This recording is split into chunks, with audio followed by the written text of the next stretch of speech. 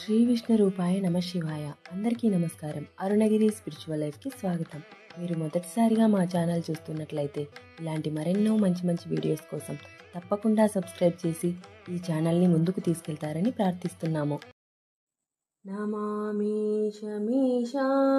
నిర్వాణ రూపం విభుం వ్యాపకం బ్రహ్మ వేద స్వరూపం నిజం నిర్గుణం నిర్వికల్పం నిరీహం చిదాకాశమాకాశవాసం భజేహం నిరాకారమోంకార మూలం తురీయం గిరాజ్ఞానగోతీతమీశం గిరీశం करालं महाकाल कालं कृपालं गुणागार संसार पारं नतोऽहं तुषाराद्रिसङ्काश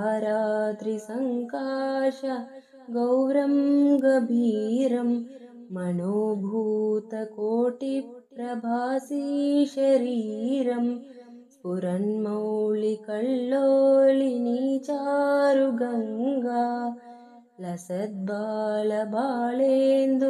कण्ठे भुजङ्गं चलत्कुण्डलं शुभ्रनेत्रं विशालं प्रसन्नाननं नीलकण्ठं दयालं मृगाधीशचर्माम्बरं मुण्डमालं प्रियं शङ्करं सर्वनाथं भजामि प्रचण्डं प्रकृष्टं प्रगल्भं परेशम् अखण्डं भजे भानुकोटिप्रकाशं त्रयीशूलनिर्मूलनं शूलपाणिं भजेऽहं भवानीपतिं भावगम्यं कालातीतकल्याणकल्पान्तकारी सदा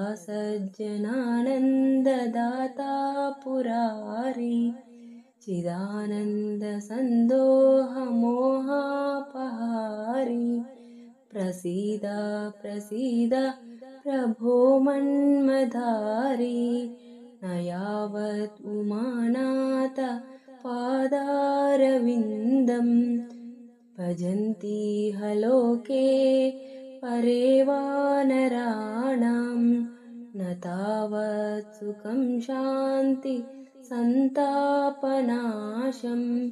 प्रसीद प्रभो सर्वभूतादिवासं न जानामि योगं जपं नैव पूजां नतोऽहं सदा सर्वदा देवतुभ्यं जराजन्मदुःखौ गतातप्यमानं प्रभो पाहि शापान्नमामीश शम्भो।